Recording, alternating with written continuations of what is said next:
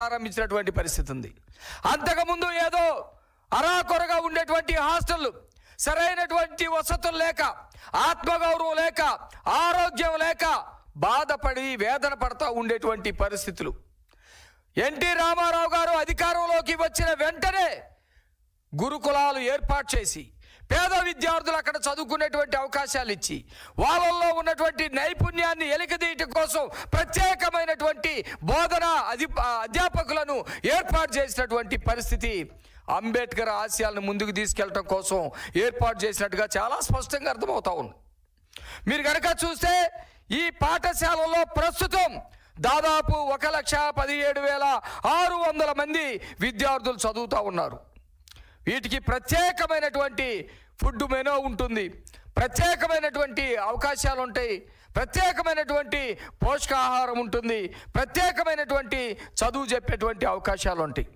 ఇలాంటి పరిస్థితులు ఉన్నటువంటి ఈ పిల్లలు మళ్ళా 2025లో చంద్రబాబు నాయుడు గారు ముఖ్యమంత్రి అయిన తర్వాత అనేకమైనటువంటి విజయాలు సాధించినటువంటి పరిస్థితి ఉంది. ఈ గురుకుల పాఠశాలలో చదివినటువంటి విద్యార్థులు కేవలం ఎస్ఎస్సిలో దాదాపు 89.5% ఉత్తీర్ణత సాధించారు. ఈరోజు ప్రైవేట్ స్కూల్స్కి పోటీ పడి ఈరోజు దాదాపు 89.5%, 5.0%, అంటే దాదాపు 90% మంచి ఫలితాలు సాధించినటువంటి పరిస్థితి ఉంది. ఇంటర్లో 94.2% ఉత్తీర్ణత సాధించినటువంటి పరిస్థితి ఉంది. నేను చెప్పేది కేవలం గురుకుల పాఠశాలలో మాత్రమే. అట్లాగే నీట్లో దాదాపు 31 మంది వైద్య విద్యకు సంబంధించినటువంటి దాంట్లో 31 మంది విద్యార్థులు మంచి ర్యాంకులు సాధించినటువంటి వాళ్ళు ఉన్నారు. అట్లాగే IITలో 116 మంది, తర్వాత అనేకమైనటువంటి యుఎస్ విద్యా అవకాశాలు సాధించినటువంటి వాళ్ళు, ఇట్లా చెప్పుకుంటా పోతే దాదాపు బ్రహ్మాండమైనటువంటి ఫలితాలు ఈ 2024-25 సంవత్సరంలో వచ్చినటువంటి ఇది ఉంది. దీనికి సంబంధించి ఎవరైతే నీట్లో కానీ IITలో కానీ అత్యున్నత ప్రతిభ కనపరిచినటువంటి విద్యార్థులు ఉన్నారో 55 మందిని చూడండి. నేను కలర్ ఫోటో తేలేకపోయాను, నాకు టైం లేక. బ్రహ్మాండంగా సూటు బూట్ వేసుకొని మంచి ప్రొఫెషనల్స్ లాగా మాకు ఆనందం వేస్తూ ఉంది. చంద్రబాబు నాయుడు గారు చూడండి, తన సొంత పిల్లలు మంచి ర్యాంకులు సాధించినప్పుడు, మంచి విద్యావేత్తలు అయినప్పుడు సంతోషపడేటువంటి పద్ధతిలో సంతోషపడుతూ ఉన్నారు. ఈ పిల్లల్ని తీసుకొచ్చి దాదాపు వాళ్ళందరితోటి ముచ్చడించి వాళ్ళకి మంచి ఇందిచ్చి ఆ పిల్లల భవిష్యత్తు కోసం బ్రహ్మాండమైనటువంటి మార్గదర్శకాలు చేసి ఒక్కొక్కరికి ₹1,00,000 పారితోషికం ఇచ్చి ముందుకు తీసుకెళ్ళినటువంటి పరిస్థితి.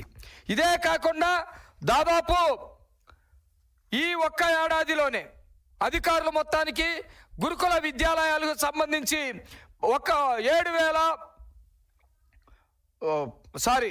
మొత్తం దాదాపు 1,500 మంది పిల్లలకి సరిపడేటట్టుగా కోచింగ్లు ఇచ్చేటట్టుగా అన్ని చోట్ల కూడా కోచింగ్ సెంటర్లు ఏర్పాటు చేయాలని చెప్పేసి ఆదేశాలు కూడా ఇవ్వటం జరిగింది. నేను చెప్పదలుచుకుంది ఏంటంటే, జగన్మోహన్ రెడ్డి ప్రతి దాని మీద ట్వీట్లు పెడతా ఉంటాడు కదా.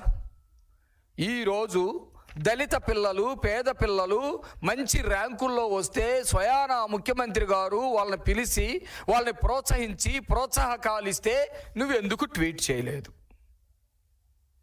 జగన్మోహన్ రెడ్డికి దళితులంటే పడదా, అందుకు ట్వీట్ చేయలేదా? లేకపోతే జగన్మోహన్ రెడ్డికి పేద పిల్లలు మంచి చదువులు చదువుకోవటం ఇష్టం లేదా?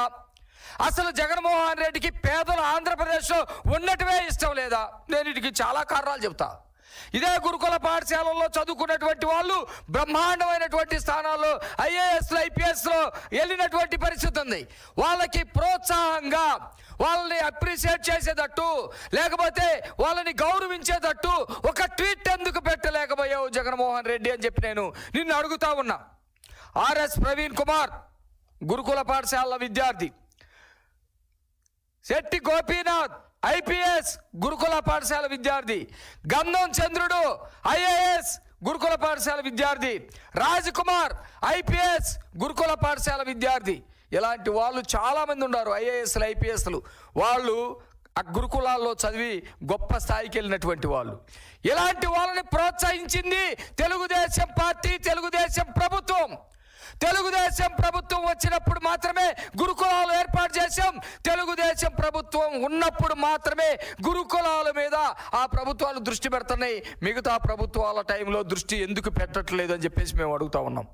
జగన్మోహన్ రెడ్డి ఈరోజు దళిత విద్యార్థులు మంచి స్థానంలోకి వెళ్తే ఎందుకు ట్వీట్ చేయలేదు? చిన్నటికే ట్వీట్ చేస్తావు.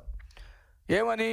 నీ జగన్నాథ రథ చక్రాలు వస్తున్నాయి జగన్నాథ రథ చక్రాలు, ఆ రథ చక్రాల కింద దళితులు పడి నలిగి చావాల్సిందని చెప్పేసి మాజీ స్పీకర్ తమ్మినేని ఆ రోజు మాట్లాడినట్టే సింగయ్యని నువ్వు నీ రథం కింద నుగ్గు చేసినప్పుడు నేను వెళ్ళేటప్పుడు జరగలేదు, వచ్చేటప్పుడు జరిగింది, మా వాళ్ళు పరామర్శించారని చెప్పి ట్వీట్ చేసావు కదా.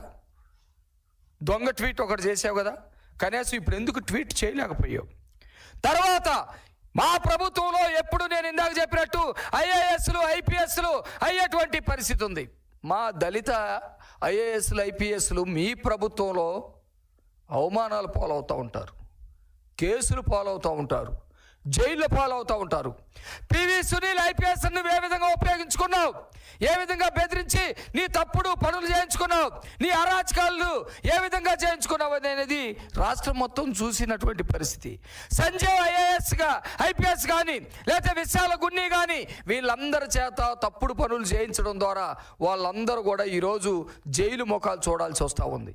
అందుకనే నేను అంటా ఉన్నా, జగన్మోహన్ రెడ్డికి దళితులంటే ఇష్టం లేదు, జగన్మోహన్ రెడ్డికి దళిత ఆఫీసర్లంటే పడదు. అసలు ఈ మాటకు వస్తే జగన్మోహన్ రెడ్డికి డాక్టర్ బిఆర్ అంబేద్కర్ అనే పేరింటమే ఇష్టం లేదు. అంబేద్కర్ గారిని ఈరోజు కింది స్థాయి ఉద్యోగస్తుల నుంచి దేశ స్థాయి మంచి ఐఏఎస్ ఐపీఎస్ల వరకు గౌరవిస్తూ ఉన్నారు, దండం పెడతా ఉన్నారు, కులంతో సంబంధం లేకుండా. ఒక సర్పంచ్ నుంచి ప్రధానమంత్రి వరకు డాక్టర్ బిఆర్ అంబేద్కర్ గారిని పూజిస్తూ ఉన్నారు. ఈయన మా రాజ్యాంగాన్ని అందించినటువంటి ప్రపంచ మేధావని. స్వయాన ఐక్యరాజ్య సమితే ఈయన పుట్టినరోజు, డాక్టర్ బిఆర్ అంబేద్కర్ గారి పుట్టినరోజు ప్రపంచ విజ్ఞాన దినోత్సవంగా ప్రకటించినటువంటి పరిస్థితి ఉంది. కానీ నీకు జగన్మోహన్ రెడ్డికి అంబేద్కర్ పేరేంటో ఇష్టం లేదు. అంబేద్కర్ పేరు మీద విదేశీ విద్య ఉంటే ఆ విదేశీ విద్యకి తెలుగుదేశం ప్రభుత్వం ఉన్నప్పుడు 10 లక్షల రూపాయలు చదువుకున్నటువంటి విదేశాలకు వెళ్ళి చదువుకున్నటువంటి అవకాశాలకి పేద పిల్లలకి అవకాశం కల్పిస్తే అది 15 లక్షలకి పెంచితే నువ్వు వచ్చిన తర్వాత విదేశీ విద్య లేకుండా చేసావు. ఎందుకు నీకు అంత కక్ష? చివరి సంవత్సరంలో విదేశీ విద్యని పునఃప్రారంభిస్తా ఉన్నాను, కానీ దానికి జగన్ పేరే ఉండాలి, అంబేద్కర్ పేరు ఉండటానికి వీల్లేదు. అంబేద్కర్ అనేటువంటి వ్యక్తి ఒక అంటరాని వాడు.